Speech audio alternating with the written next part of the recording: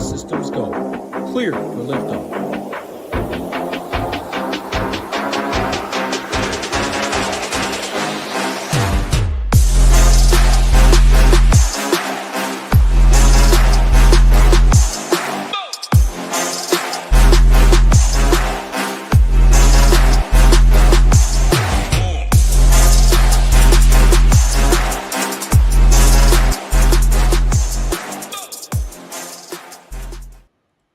What's going on, golf fans? It's your boy, GS Luke, here with our Round 3 live stream for the RBC Canadian Open. Going to give you guys the info you need before lock to build all your lineups for tomorrow, including a weather report, some strategy for Saturday's slate. We'll talk through some shots gained metrics, what you should be using to build your player pool for tomorrow, as well as what you should be thinking about when putting your lineups together on DraftKings. So a little taste of everything for your Saturday exposure, and hopefully your Friday is treating you guys nicely out there, whether it's in your PGA DFS exposure or just life in general. Friday, obviously, a pretty good day of the week. So let's go out there, get after it for our weekend exposure, and feel free to hit me up with any questions that you've got down there in the live chat. But other than that, if you don't have any specific questions, don't be shy, say hi down there as well. And smash the like button before we hop on in. And the first thing that we're going to go through for tomorrow would be the weather forecast, because just like today, it looks pretty flat throughout the day, but we'll talk about the big but afterwards. So in terms of the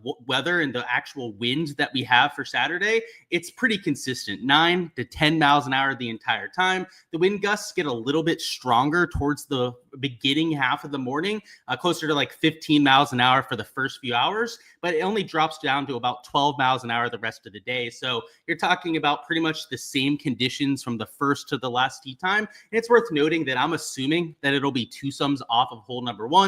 It looks like there'll be 67, maybe 68 players that are making it to the weekend, which means that they're going to have plenty of daylight tomorrow to play in two sums off of 1. So if that's the case, there could be a wide range, probably about a 7, maybe 8 hour window from the first to the last tee time, which in theory could lead to a weather edge if we had a dynamic weather situation. But as you can see here, it looks pretty flat. But the thing I wanted to add on top of it, and that second aspect that we have to incorporate, is that the temperature had an impact today. And that was kind of predictable. I didn't think it was going to be a massive difference. Ended up being about 0.7 shots between the two waves. I thought it'd be closer to about a half a stroke difference at the very most. And you can see that the temperature for the first few rounds definitely led to easier scoring in the afternoon. So day 1, it was the temperature plus the rain that kind of hurt the guys in the morning. Today, it was flat the entire time. So I would put most of this 0.7 shot difference down to the temperatures rising by 5 or 10 degrees. And what you see in the forecast for tomorrow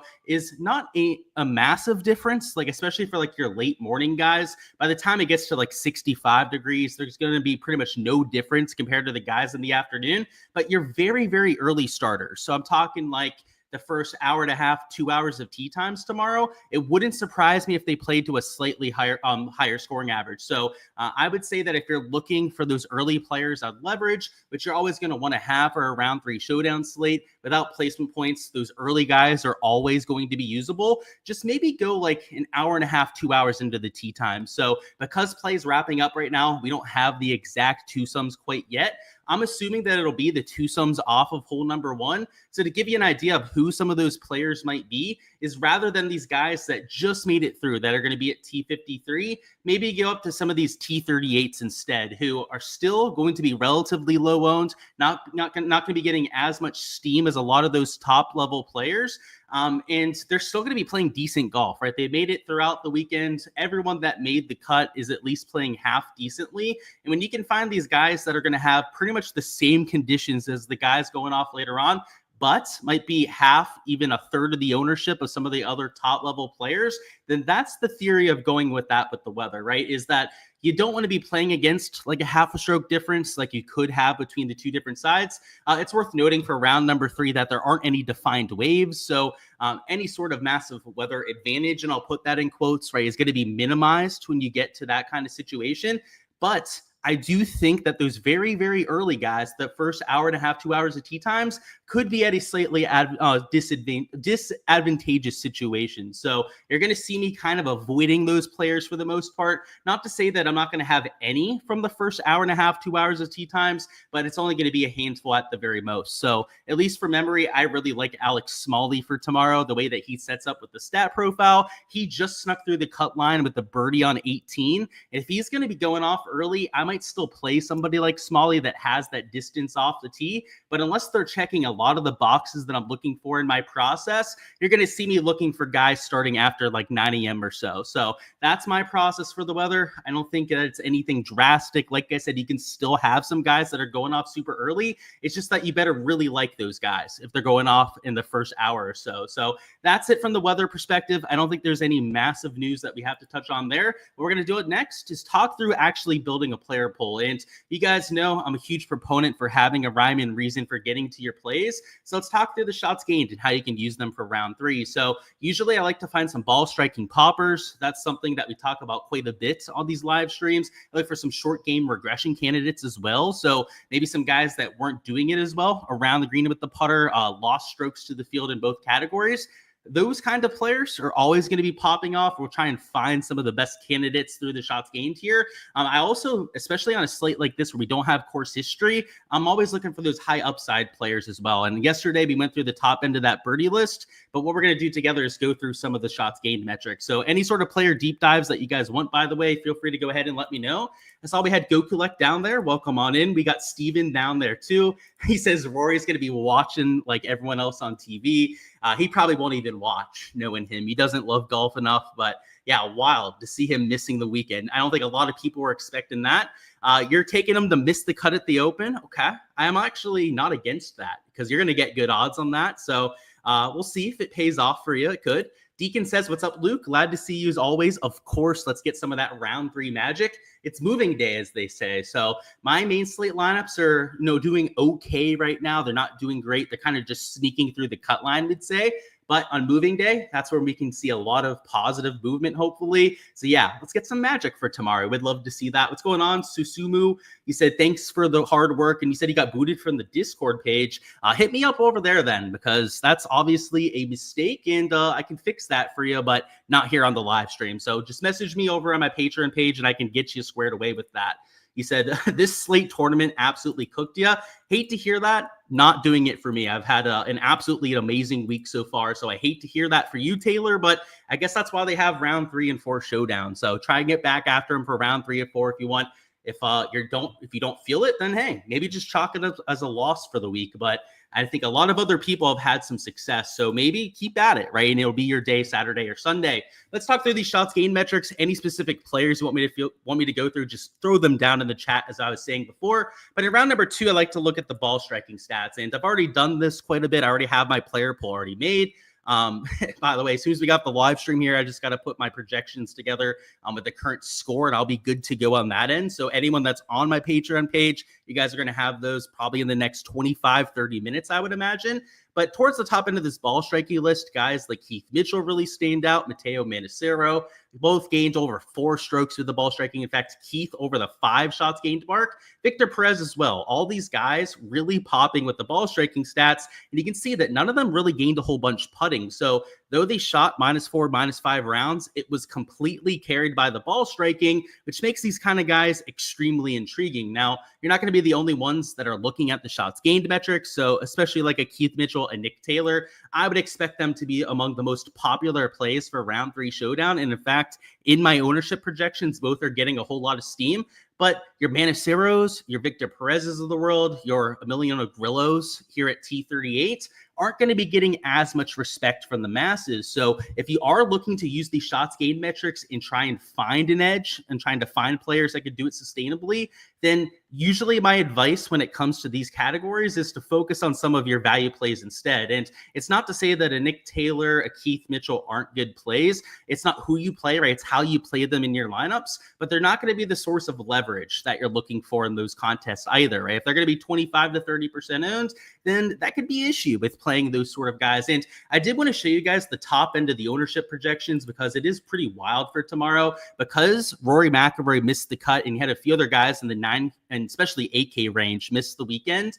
This is the top end. These aren't quite finalized yet. So these are probably going to change a little bit by the time I publish them for my Patreon members, but we're not really going to talk specific players here. McIntyre's the one pivot up top, but even though he's a quote unquote pivot, look at that. He's nearly 19% owned. And you've got guys like Lowry over 30%, Taylor Pendrith at about 30% ownership. And I can guarantee you that there's going to be at least a few sites out there that for their showdown projections don't have this. Sorry, I didn't mean to do that. I can't show you guys the whole sheet.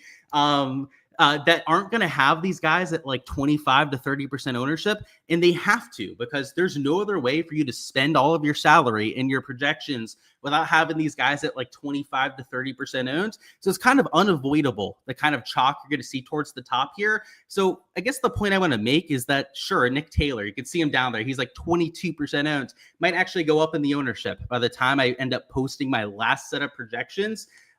He's still usable, though, in my opinion, because Harry Hall, who's the quote-unquote low-owned pivot next to him, who's going off earlier, is 18% owned himself. So, right, it's like, okay, you can get different and get maybe a 5% ownership difference between those two kind of players. It isn't really even going to do anything for you. So up top, like on your Nick Taylors, your Keith Mitchell, by the way, he's a little bit just below this. He's also getting some ownership.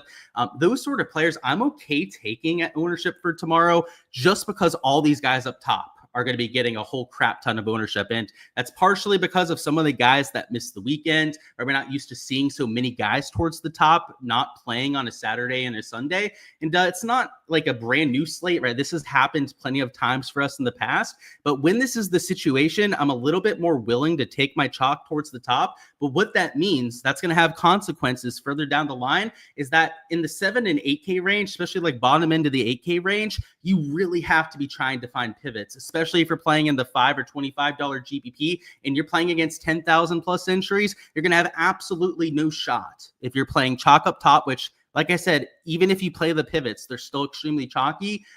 With the chalk down low, you're going to have no leverage to the rest of the field. So just keep that in mind. A little bit of a different ownership dynamic. And by the way, if the site that you're paying for ownership projections from has guys at like an average ownership of, let's say, like 10, 15% ownership towards the top, your site, frankly, has no idea what the fuck they're doing. And I'll just say that blatantly and just say it as it is. I've seen it from other sites out there on a slate like this, don't have the ownership as jacked up as they have to have towards the top. Just to show you how silly it is, all you have to do is multiply those ownership projections by the salary, divide it by 100, because most of these sites have it as like 25%.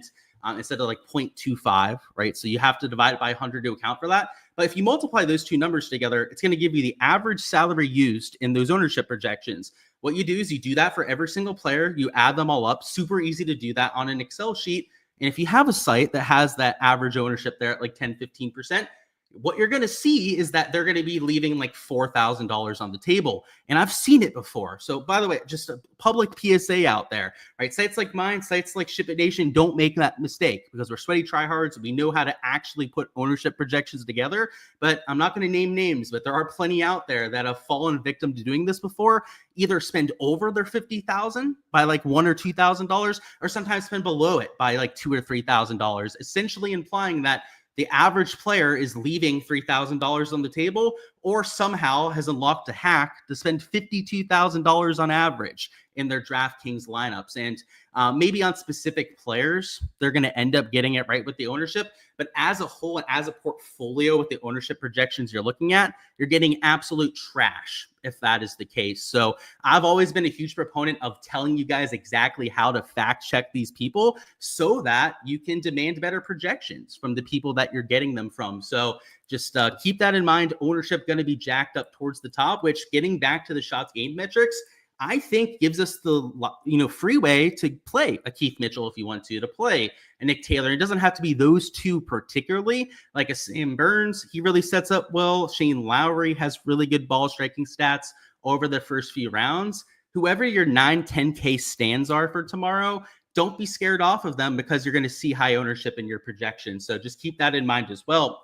let's go to the short game stats. So I'm always trying to find some short game regression candidates, and it's not like losing strokes. And by short game regression, I mean the around the green and putting. So it's not like losing strokes here is necessarily a good thing. It's just that if you lost a whole bunch of strokes in these categories, but you were decent elsewhere, that there's a pretty good chance that you could turn it around. Now, we've got to go down quite a ways to find that first candidate. And you can see it's an Alex Smalley, who I mentioned I'm still going to be using, even though he's teeing off super early, because he's due for some short game regression. He lost about 3 strokes in those categories today. He could have been better on approach. Round 1, he was much, much better with the ball striking, though. So that's why I think there's a lot of hope with an Alex Smalley to bounce back there. But even if he's just a neutral in the short game categories, that's a very respectable score for round number 3. So he's going to be aggressive. He's a high birdie percentage player in terms of Alex Smalley. That's the kind of guy that you could use with that kind of narrative. A Justin Lauer would be another example where he gained 3 strokes on approach today. So another ball striking popper that fits that box.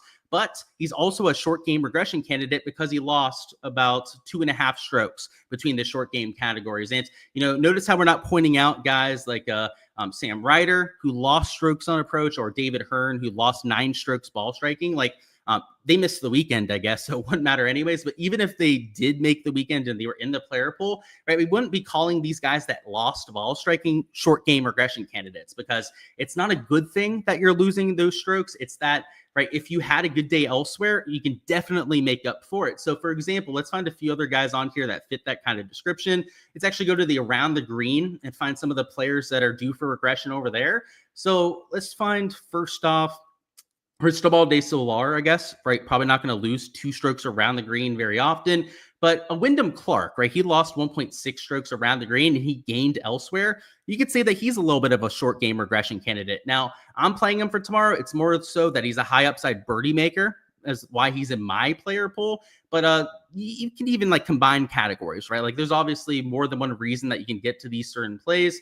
Let's find a few other short game regression candidates. So I guess there's not that many on this slate. Sometimes there's a whole bunch. Sometimes there's not that many. Matty Schmidt, if he would have made the cut, could have been that sort of player.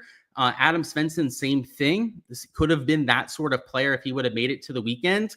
But yeah, not a lot of those guys are teeing it up for round number 3. So not a whole bunch of those guys that we have to worry about. For me and my player pool, it's a lot of these ball striking candidates that you're personally going to see me playing. And then those high upside birdie makers that we were pointing out the other day. And just to remind you guys how to find those, we're not going to go through the list because we've already done it a few times this week. But you click on stats like you saw right there. You click on scoring. You scroll down until you find birdie or better percentage, and these guys can be the absolute nuts. And the reason for that is DraftKings scoring is all about making birdies. So we want the guys that make the most birdies in the world. So I guess a few that kind of stand out: Keith Mitchell, Harry Hall, especially Harry Hall. If you're looking to get a little bit, quote unquote, different with the ownership up top, still going to have plenty of ownership behind him, though. But like a Sungjae Im, a Sam Burns make a whole lot of birdies. A Danny Walker, not sure if he made the weekend or not. I think he didn't. So probably don't want to use him, or a Matty Schmidt. But for some of your leverage pieces, maybe some of the guys starting at T38 that you're using in that late morning, which I think is the best part of tee times to attack for leverage, you could use from this kind of a list. So for example, Harry Hall, I think fits that description perfectly, right? Top 7 in birdie or better percentage, top 5 in this field, and on that proper side of the tee times. That's how you can use that stuff to your advantage. So the point I'm making here with trying to find a player pool is that you should have multiple reasons for getting to plays. And everyone that you're marking down as a yes, or that you're clicking into lineups on DraftKings, you should have some sort of idea of why you're making that play, whether it's ball striking poppers, short game regression, high upside players, as we pointed out, or even just trying to find some leverage going, you know what, I want to take a shot on a super low owned player because I need to get game theory into this kind of a build. Whatever the case may be, just have that rhyme and reasoning for it. Sites like the SHIPIT Nation Stone, right? They've got round 3 historical. That's another good data point to use for building a player pool. You can look at putting stats on the bent POA surface. You could use that as a category. You could just only look at approach play if you want to, right? You could kind of make it different than shots gained ball striking and go, you know what? I only want to look at that second shot if that's the narrative you want to go with. Obviously, adapt it to what works best for you, for what is the easiest for you to research in your process. Take bits and pieces, try and improve on what you're doing before, and That's how you can have a takedown. So I know we had that guy in chat before, right? He was saying he was kind of struggling a bit. Try taking a few pieces from my exposure, or, in my processes we've talked about here, incorporate it with what you were doing before and see if it puts you forward or puts you back, right? If it doesn't have a lot of success going into next slate, then tinker with it even more, right? Take other bits and pieces and try and define what works best for you. That is always what I tell people to do, because this is a process-based show. This is about learning how you can go out there and become a better PGA DFS player. And it's never going to be like spoon-fed picks, right? That's never what my content's about. It's never what the SHIPIT Nation content is about either. It's great to have perspective onto where people are playing, especially I know SHIPIT Nation, right? They have some player pool stuff over there. I do my player pool and whatnot to give you guys that perspective. But the far more important aspect with your process is, first off, having good projections, right? We touched on that, having a site like my Patreon page or the SHIPIT Nation crew that you can count on when it comes to the showdown projections, but also having a process that is proven. For me, I've had that proven process for quite some time, right? There's a reason why I've ascended to the level of being a tout and being able to help other people with their process. I've had my process for Showdown kind of locked down for 4 or 5 years at this point. It's been, hasn't changed that much. There's been things that I've continuously improved over that stretch to try and become an even better PGA DFS player. But once you find things that work in your process,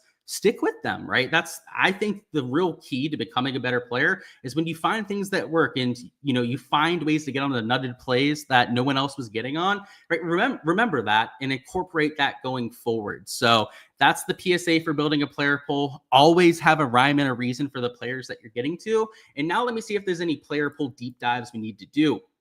So where'd we leave off? Let's see. By the way, if you're bitching about players in chat, I'm just going to skip those comments. I frankly don't care. Pendrith and Knapp deep dive. Let's go through those two. So we got Pendrith. So first off, I like Pendrith with the ball striking. He gained on approach, could have been better off the Tito.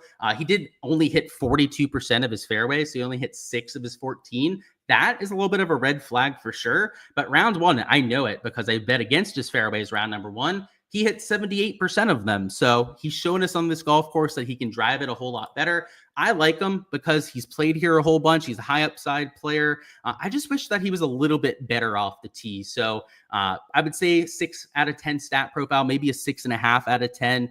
Decent, but there are better stat profiles towards the top. Nick Taylor, Keith Mitchell, Shane Lowry, all hitting it a little bit better than a Pendrith. So I guess that would be the nitpicking critique that we could give that player. Jake Knapp, so he lost both off the tee and on approach, then gained with the short game categories. This is a 2 out of 10 stat profile. This is pretty much the opposite of what we want to see. We typically want the ball striking to be carrying a player, and then their short game to, you can have a decent short game, but you don't want to be carrying yourself with those 2 categories. Jake Knapp carried himself around the green and with the putter. So 2 out of 10 on Jake Knapp, 6.5 out of 10 on Pendrith. A little bit better. There are better stat profiles, as I mentioned, though. Rory being the one guy that missed the cut in your single entry is the most kick in the nuts thing ever. Amen to that. I agree. I had him in some lineups this week. I took about the field, so I'm not going to get killed either way on Rory. But just to say that if you thought he missed the cut before this week, it's a wild take, right? I don't think anyone expected that, of course. So, hey, the guy who's going to bet him to miss the cut at the Open, I actually think that's a pretty decent idea. Castillo and Ryder killed your best lineups. Okay. Let's see. By the way, guys, the people that are bitching about players in chat, I get it, right? We all tilt about things, but they didn't kill your lineups. You did. That's the PSA. We're not going to go too overboard with it. You played them in your lineups. You're the one that killed them, right? Let's not bitch about the players so much, right? I hate when we put the blame on the guys that we use in our lineups. Unless it was a complete fumble, like Pavon making the 12 on hole number 1. I don't get it. That's not ever going to be me. I'm always going to put the blame on myself. I'd much rather do that. And just get better, right? Learn from the mistakes, right? Sometimes it's just a bad play that we made on paper, right? And we've got to take accountability for that. I'm a huge proponent for that, by the way, because if you don't do that, you're not going to get better at DFS. So I know it's not the popular thing to hear, the thing that a lot of you may want to hear, but it's the truth, right? When we make bad plays, we have shitty weeks and whatnot. Sometimes you've just got to put your big boy panties on and go, you know what? Maybe I did something wrong, right? Maybe I changed something up in my process that I shouldn't have. And that's what you do, right? So for me, for example, this week, We'll see where it ends up on main slate, but I'm slightly losing money right now. If it ends up that way after round 4, yeah, I'll get into the lab and kind of figure out what went right and then what went wrong on that. So that's why I'm always a huge proponent, kind of roll my eyes when I see that in chat, because it's like, guys, you can blame the players all you want, but at the end of the day, you click them into lineups. And if you take that responsibility, I promise you'll be better for it. You'll learn things. You'll use your process to actually get better. And that's the absolute nuts. If you're constantly improving your process with PGA DFS, even if it's just 1% every single slate, by the end of the day, you're going to be an absolute kick-ass player. So that's my mentality on that. Yeah, it's called DFS. I saw somebody making that comment down below. Yeah, I agree with you on that. Process over results, 100%, Jack. Results matter, right? Results are a part of that process. You can't like completely ignore the results, right? That's not what anyone's saying, but you have to react to them in the right mindset, because if you do, you can make it something that is actually a pretty good thing. Let's see. By the way, Taylor, I think it's like been 20 comments at this point. You bitch more than like my ex-girlfriend did. It's kind of sad.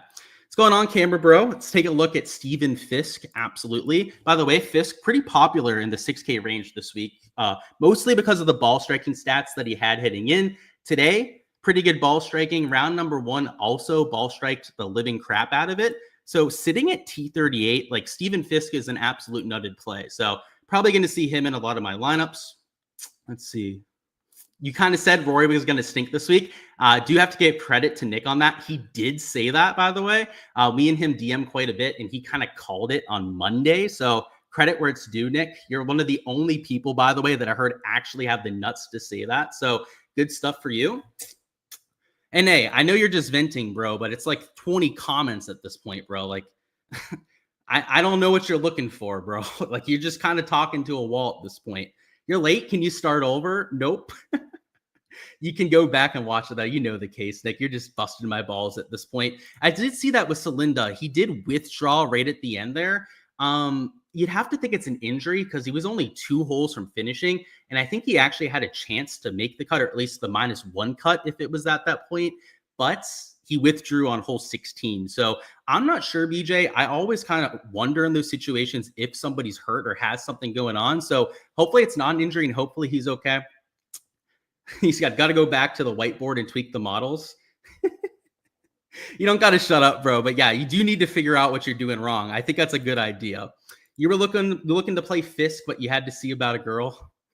Not sure about the second part of that, dude, but okay.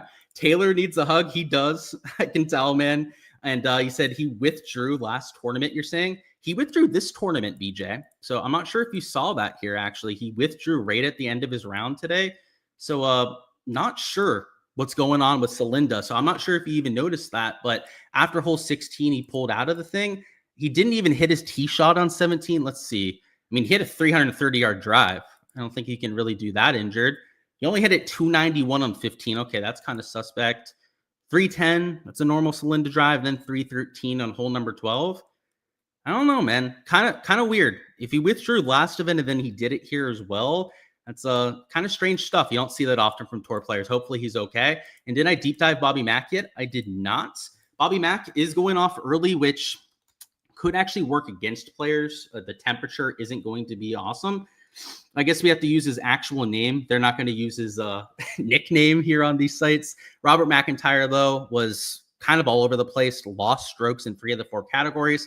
Okay, that's not great, but let's look at round number 1. Round 1, he gained across all 4 categories. So today's just a classic case of golf, right? Not having your best stuff. After hole 18, I mean, he had his head down. Shane Lowry actually had to console him at some point. So, you know, I think that he's a decent play, I would say. Like, he's a good bounce back candidate. The early tee time is a little bit suspect just because it is going to be cooler, but Robert Mack's used to that. You're saying he withdrew this tournament as well? Yeah, I know. That's what I was saying, bro. You feel like he's the nuts? He could be. I just wish he was going off a little bit later. New here, so you're bad for complaining. Dude, you're allowed to complain. It's just that your literally comments on that were half the chat, bro. Like, come on. There's complaining about players, and then there's like spewing and venting to the chat, bro. Like, just trust me, I've never had to make that comment before. right? So like trust me, people have said stuff in chat and I'm totally fine with that. It's when it's like 30 comments, bro, that I'm going to say something about it. And I think you're kind of getting the point at this point. So I think we're good. Almost got back-to-back showdown wins. He got second today. That's good stuff, bro. Brian's on a heater right now. I think we might have to start asking Brian who his top plays are going to be. Bobby Mack hit 2 balls in the water. That's good info because that could really throw off the numbers like you're saying. You're spot on with that. Let me actually take a look at McIntyre a little bit more because I want to see where those shots happened, right? And exactly which categories got thrown off by it. So 11 was a water ball on an approach. So he lost strokes in approach today, but that was like 1.5 strokes lost there. And then I'm not sure where the other water ball happened. Maybe it was on 18 and that's why he bogeyed it. I didn't fully follow his round, but just based on 11 alone, I mean, that's a stroke and a half gained right there. McIntyre's actually an even better stat profile than what you'd see on paper. So really good call there, Taylor. And hey, those are the comments we're looking for in chat, right? Constructive stuff that you can actually use going forward. The venting's okay in small spurts, bro, but you're not going to get better, right? And learn to move on to the next slate unless you do that, right? You gotta vent, move on, and then make those really constructive comments like you made there, because then we can get after it for the next round, right? And actually win some money. So definitely keep that up, my man. Oh God, if Lowry Sadass had to console him, never mind. He did. He literally walked up to him. He patted him on the back. He whispered something in his ear. No, I'm still going to play him though, bro. Don't talk yourself off of him just because he had to get consoled. I think if anything, that tells you exactly what happened today, right? He didn't have his fastball, wasn't playing his best golf. And Lowry probably told him that. He's like, hey, dude, that's just golf. That's if I had to guess what he told him is probably something along those lines. And tomorrow could be a completely different day. Bad attitude, Lowry. I think he's got a good... You're not getting flamed, bro. You're just not letting it go. So I'm just responding to you. Jeez Louise. All right. I'm just going to send you on your way, bro. Anyways, let's move on. The guy in chat was trying to derail us. I'm just going to send him on his way at this point. Let's talk about the contest selection now. So contest selection is pretty much the same as what we had for the day before. It's pretty crappy, right? That's what we said for the day before. A lot of top heavy GPPs. Like this one right here is a third to first. No chance in hell that I'm going to play for a third to first. Like if you want to play a pure lottery, by all means, play a third to first kind of contest. But the payout structure outside of first is absolute crap there. This big 4-entry $250 is a little bit better. It is a fourth to first place, so 25%. That's a little bit more palatable. This one, though, if you're going to play a large field GPP, in my opinion, this is by far the best that you can get. It's a seventh to first place. It's $5,000 out of the $35K prize pool, which if you're max entering it, does give you a much better payout structure for the rest of the top 5, top 10. So those are the kind of contests that you're going to see me max entering in. In fact, I hadn't looked at the contest before we got on here. I was kind of just going through them real quickly. Didn't see that this one was a seventh to first place. I was planning on going with 50 entries over here, but I'm probably going to go with a full 150 max now. So if I 150 max that for the $750, anything in the top 5 is going to win me at least my money back right there, which you can't say about this big $25 GPP. Just to kind of hammer home why this is a crap contest is to max enter this. I think it's like what, 3,750 or something like that, or 3,000, something like that, around that sort of number.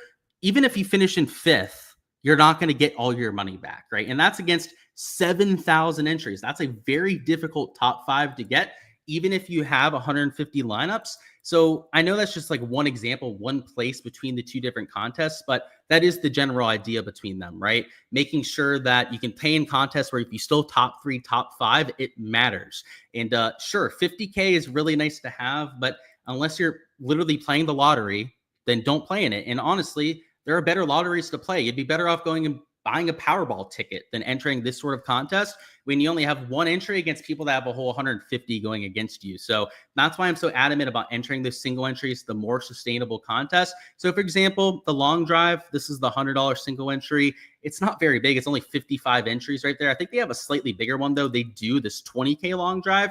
This one is 15% to first place, and it is a single entry, so you can't enter multiple lineups into this thing. but the payout structure, because it only is 15% to first, is a lot flatter than what you have in some of those other contests. So you'll see me entering a lot of those for the most part, maybe 150 maxing the drive the green, just because the payout structure is a little bit better. But we've pointed out these contests 1,000 times before, so we won't spend too much time on these. But the dog leg, which is the $33 single entry, is 10% to first, so even better than what you have with some of the other ones. And then the $12 albatross is also, it's either 10% or it's 15% to first place, 10% here with this albatross.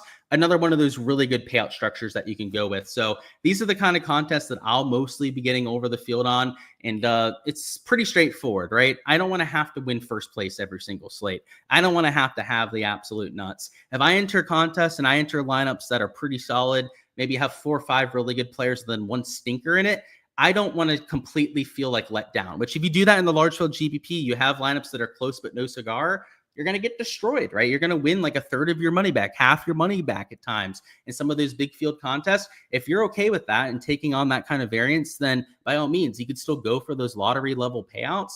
But like I said, there are better lotteries to play if you're going to go out there and do that sort of thing that don't have as much rake and aren't as hard to take down against sharps that have 150 lineups. So that's the lineup construction segment. Enter contests that are sustainable. And when it comes to actually putting together lineups, this is about making sure that we have enough leverage included. And we already mentioned the fact that ownership towards the top is really, really condensed. So we're not going to get a lot of that leverage up here. So I guess you could use a McIntyre in theory to try and get a little bit different to the rest of the field.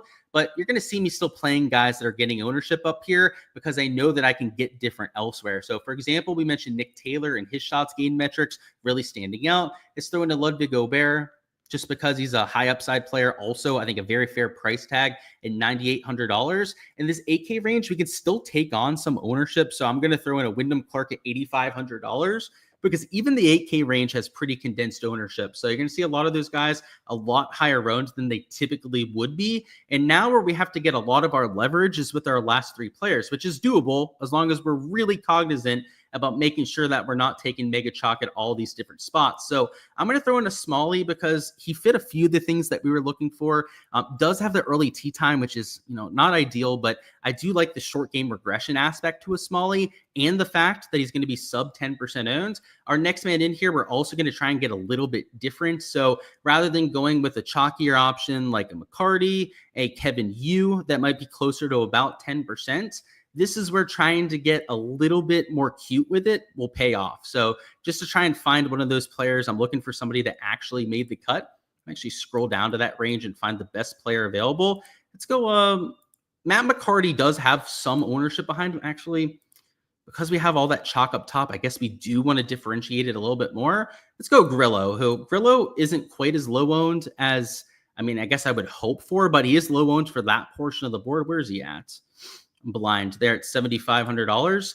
Then that puts us at $7,200 for our last man in. And what I'll say is that because this slate's a little bit chalkier up top, I'm a lot more willing to leave salary on the table and try and get a little bit of extra differentiation because of that kind of aspect. So for example, maybe we go down to $7,000 or even $6,900 and find a play. Benny Ann, for example, Benny Ann's not going to be overly popular at $7,000. And he's not overly chalky either, at least in my projections right now. I've got him close to like 5-6% ownership. If you use somebody like a Benny Ann, maybe it could be a few of the other guys like a McGreevy at $7,000. He's not going to be overly chalky. A Manisero down there at $6,900. As long as you're not going with a mega chalky guy and you leave some extra salary on the table, then you're going to be able to get away with the chalkier start like you have with a Taylor, an Aubert, and a Clark there. So those are the sort of lineups that you're going to see me entering in the large field GPPs. This would be for like the big $5 drive the green or even like the big $25 sandbox that we were talking about before. However, if you're entering a single entry or something that's a little bit smaller, maybe you don't have to leave that salary on the table, right? Perhaps you could take a Stephen Fisk, who really fits this golf course quite well. Maybe you could play somebody like, I don't know, a lot of these guys have missed the cut, but a Molinax, a Lee Hodges, that's going to be a little bit chalkier at $7,100. you don't have to force in as much differentiation when you're only entering against like 100 or a couple hundred entries. So that's the idea when it comes to playing your round 3 showdown lineups. Leverage is the name of the game. You don't need to be playing guys towards the top end of the leaderboard. That's not to say that you have to avoid the top 5, the top 10. It's just that if you're going to play somebody like a Nick Taylor, like we have here, that's going to come with that inflated ownership. So that's why we had to offset it a little bit further down towards the bottom end of our lineup. And a lot of that also depends on the contest we're entering too. So that's the round 3 showdown strategy. Best of luck out there with all of your lineups. Is try and take down a few contests. That would be nice for round number 3 and make this weekend a fun one, right? This is what this DFS stuff is all about. It's having fun, improving the process, and trying to get even better, which is why, you know, sometimes when we have people in chat that obviously don't get that sort of idea, I guess I have to send them on their way, right? Because this is meant to be fun, guys. We're meant to try and get towards the top end of those GPPs, not just scold players in chat when it doesn't go our way. And like I said, I think taking accountability can really go a long way as well. So just try and incorporate some of that if possible, right? Maybe if you have that same sort of mindset sometimes when it comes to playing DFS, is use it as a learning opportunity. And I'm not usually able to do that at first. Like when I first lose, or I'm like looking at my DraftKings score and it's like not great. It's like, oh crap. I have that same reaction that everyone else has, right? It's like, oh, it's not great. It's disappointing. But then, you know, I try and shift my focus as quick as humanly possible into like, you know, okay, first off, what went wrong? That's normally where I start. And then what can I do to do better next time? That sort of thing. So if you're stuck in that sort of mindset, consider that sort of alternative mindset instead, and you may have yourself an even better process going forward. But that's all I've got, guys. Best of luck out there with everything that you're going with. I'll go over any last second questions you've got down to the chat. Join my Patreon page to get access to all my projections of player pool for tomorrow. The SHIPIT Nation site, of course, is always going to have the projections for round 3 as well. So make sure you're a member over there so you guys get access to everything that they're covering too.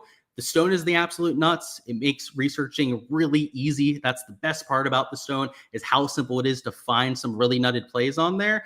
So make sure to check them out. My projections, as I was saying. And then for the prop and betting side of things, I will be doing a live stream at 9 p.m. on my YouTube channel, going through all the underdog and prize pick stuff, as well as matchups for the sports book. So that's sites like DraftKings, FanDuel, finding free balls, probably 2 balls for a slate like tomorrow that are value. We go through pin locations, stat averages, course conditions, truly deep dive what to expect for Saturday to help you for all of your exposure on that side as well. So if that sounds like something that you want to check out too, check out my YouTube channel. That is GSLukeDFS, and we'll be live at 9 p.m. Eastern time, like I was saying before with that. But it's all I've got, guys, and let's see if there's anything else to go through.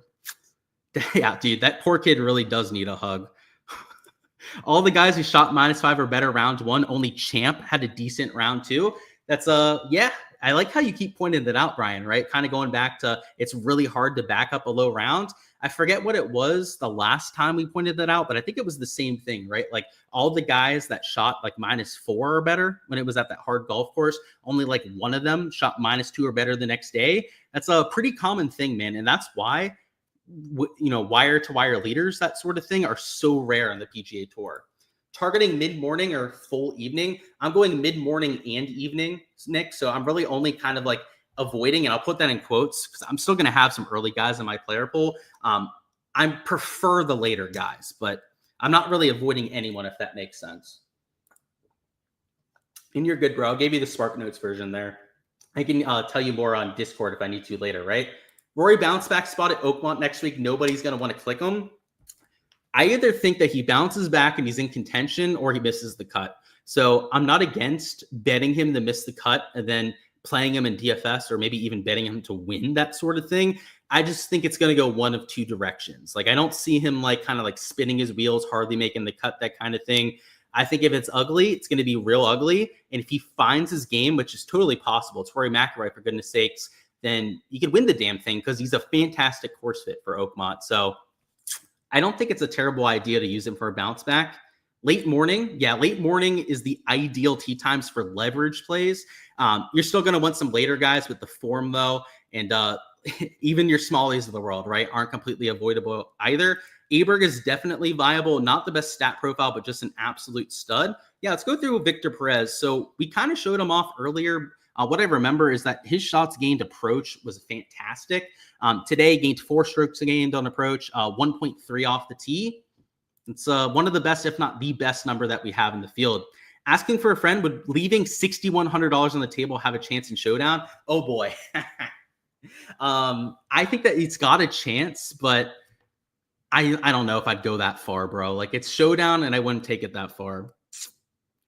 And it's not because I don't agree with him, Taylor. It's because he was literally complaining like 40 times in the chat, right? There's a difference between like voicing frustrations about something and then just like trying to derail a show, like spamming comments about a certain thing. It's not needed, man. I understand your sentiment. I'm not somebody that ever censors chat. That's not something I ever do. That's like, again, first time I've ever had to say anything about it was on this live stream because of how outrageous the guy was being. So maybe you just joined the live stream and whatnot, and you didn't really see the entire thing. But trust me, man, I get what you're saying, and I just disagree because it's not that kind of situation. You got Nick Taylor for an outright. That's a heck of a good thing there. You said you're Nick Taylor. Okay. Rory is done, man. No, he's not.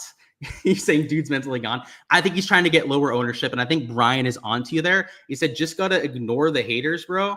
I do try to ignore them, but trust me, man, I try and help people out too, right? Like, trust me, I could have ignored the guy and not tried to help him out with his process. I could have let him just hate himself for playing bad people and screw, damn the players, right? Blame them for everything. I could have let him do that and just ignored it. Or I could try to actually help the guy, fix his thought process a little bit and use it in a more constructive mannerism. I choose to be helpful to people, right? And sure, like, I'm sure some people might not actually get that aspect, and that's what I'm trying to do. But that's the whole point of it, right?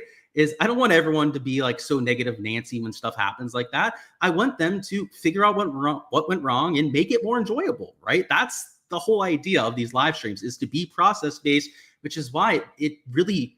It doesn't make me angry when I see that. It disappoints me when I see that in chat, right? People not having their head on straight when it comes to this, because it's hard. This is a hard thing to have takedowns, to finish top 5, top 10 in GPPs. It only happens so often for pros like myself, right? It doesn't happen every slate. I haven't had a takedown in Showdown for like a month. It doesn't happen every single week when I have a takedown. You obviously want to profit more often than not, but takedowns are hard to have happen. You got to have that mindset ahead of time. And I think it's so important to have that sort of perspective. And it's why I'm so adamant on it. So I'm not going to back down from it. I am going to kind of treat those people that way. And it's not like I'm treating them a terrible way. I'm trying to help them out with that perspective. Said, you mean you were just trying to give them a hug? Exactly. I know Nick was trying to do that. Let's see. Will it be warmer tomorrow morning versus yesterday? No, it won't be, Kim. It's starting at about 55 degrees. So it's going to be about the exact same as what it was for today. Good question, but no, it's going to be about the same. Let's see. Yeah, Luke, you've handled that as well as you could. Great advice to the guy. That's what I'm saying. And, no matter what I say, someone's going to take it the wrong way, right? So, like, trust me, I know it's a lose-lose proposition no matter what I say in that situation, but I'm always going to keep it real, and I'm always going to be blunt about that. That's my perspective on everything, is always to just be completely transparent and blunt to people. I don't like when people are manipulative and that when they don't say what they actually think. That's probably the thing that actually only makes me angry in life, is when people are manipulative. So I try and avoid that as much as possible. And yeah, it took a lot of patience before that had to happen. You're off to the course, and I just saw your name, by the way, Taylor N. So it's not just a bit. You actually have the name to go with it. So respect you on that. And is anyone going out alone? I'm not sure. Let's look at it, though. I'm not sure if they have the tee times published yet. It's about 40 minutes afterwards, so maybe they do. I'll refresh it just to see. It doesn't look like they have them up yet. Let's see. If they're doing twosomes, though, how many guys made the cut? So 53, 4, 5, 6, 7, 8, 9, 10. 11, 12, 13, 14, 15, 16, 17, 18. So no, Nick, if they do twosomes off of one, there's an even amount of players, so they're not going to do it that way. And yeah, the withdrawal was Celinda. There was actually 3 withdrawals this week. It was Celinda, Power, and then Vegas who ended up withdrawing. But that's all I've got, guys. Best of luck with all of your exposure for tomorrow. Hope to see a lot of your names towards the top end of those GPPs. Again, enjoy DFS. This is meant to be fun, right? It's not meant to be the sort of thing that's making you cuss players out in the chat. You know, if it goes your way, and even better, right? It's going to be real easy to enjoy tomorrow, right? And to have yourself a good time. But if you find yourself in a situation like our guy Taylor in the chat before, and you're not having yourself a day, enjoy the golf for what it is, right? Stop swinging your lineups if you have to. I've done that before, right? I've just started just enjoying the golf for what it is. Remember why we're doing this. And if you are here thinking that you're just going to win every slate and you think that this is a way to just print money, then do something else. I just have to say that too, right? Because some people, I think, have the wrong idea when it comes to PGA DFS, thinks it's super easy, that you're always going to win on these slates. You know, I do my best to, like I said, to win more often than I don't. But there are slates that are going to get my ass and they're kick my ass too. And I know that ahead of time. And if that happens, then sometimes I just sit back and I enjoy the golf. So consider that if you find yourself in that kind of situation, because the most important thing is here, guys, is to have some fun with it. So best of luck out there, and I'll see you guys for the round 4 live stream.